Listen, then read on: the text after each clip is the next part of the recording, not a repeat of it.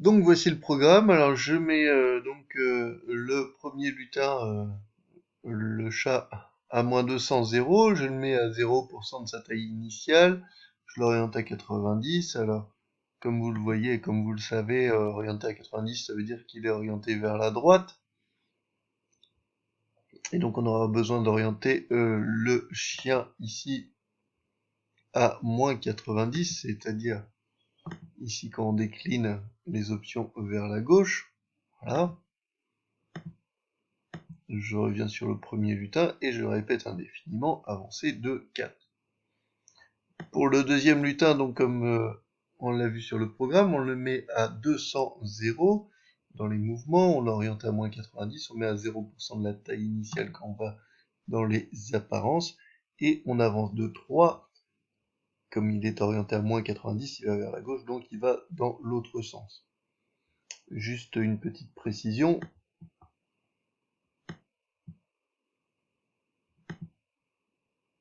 Quand vous mettez le chien ici, là,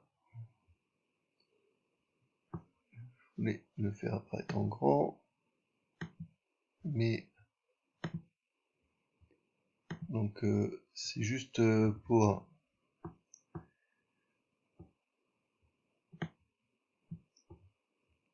vous le repréciser, même si vous le savez certainement. Voilà. Donc quand on le met à 90, c'est pas c'est vraiment une rotation dont il fait preuve. Hein. Voilà. Donc voilà. Et enfin dernière chose, donc ils vont avancer tous les deux et on répète indéfiniment parce que ça peut arriver à n'importe quel moment que si le chien est touché, alors on stoppe tout et puis on va regarder l'abscisse. Donc on lance le programme, ils avancent l'un vers l'autre, paf, on stoppe tout et on regarde l'abscisse. Alors on regarde l'abscisse où? Hop, regardez, voilà, l'abscisse elle est là. On voit un nombre x ici, donc je mets mon pointeur, voilà, et le nombre x a l'air d'être environ 27, quoi, 27, 29, ah, hop, y1, on voit que c'est pas très très précis. Alors, autre remarque, je peux mettre le programme sur le chien, hein, ça va pas poser de problème. Ah, je l'enlève, ah, donc mon programme, faut juste que je mets pas que le chien touche le chien, je mets que le chien touche le lutin 1. Et voilà, ça ne change rien. Il se passe exactement la même chose. Voilà, ils se sont touchés à peu près 30, ouais. Bon, bref. Le problème, c'est que quand vous allez faire l'exercice au brevet, vous n'allez pas le faire avec votre ordinateur, donc il faut savoir le faire sur papier. Alors, qu'est-ce qui se passe sur ce programme? Vous avez une avancée, vous avez un temps qui se passe, donc ce temps, il faut le chiffrer. Et donc, c'est un problème de mise en équation et de résolution d'équations. Combien de temps il se passe et combien vaut l'abscisse? C'est une inconnue, c'est une recherche, donc on va faire la recherche. Donc soit t le temps mis par le chien et le chat pour se rencontrer, c'est ce qu'on cherche dans un premier temps, puisqu'on ne sait pas combien de temps ils mettent pour se rencontrer, mais en tout cas ils mettent le même temps. Ils partent au même moment, simultanément, et ils se rencontrent en même temps. Donc la mise en équation ici,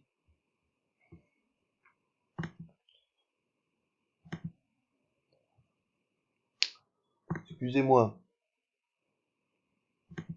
donc ici qui part de 200,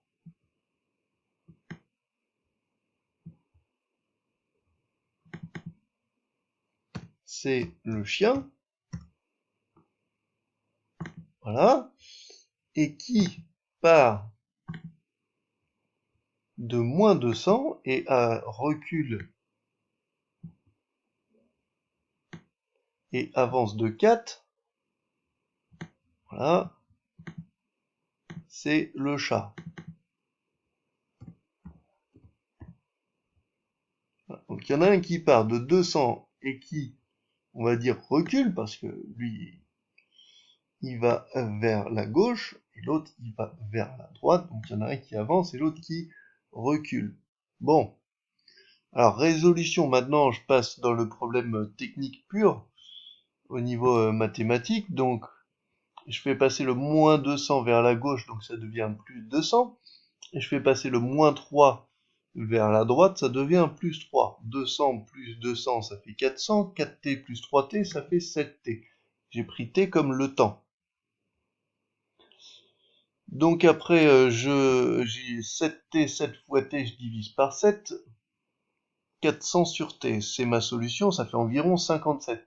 Dire que c'est 57 unités de temps, je sais pas combien c'est, si c'est des secondes ou quoi que ce soit, c'est pas des secondes, hein, vous avez bien vu, ça dure pas environ une minute, ça fait pas... Mais bon, bref. On remplace dans une des deux expressions algébriques, parce que nous, on nous a demandé au bout de quelle abscisse, pas quelle unité de temps, mais quelle abscisse. Alors, au choix, si je fais par exemple pour le chien, je vais faire 200 moins 3 fois 57. Combien ça fait 200 moins 3 fois 57? Je calcule, hein, 200 moins 3 fois, alors mieux que 57, 200 moins 3 fois 400 sur 7, ça fait environ 29.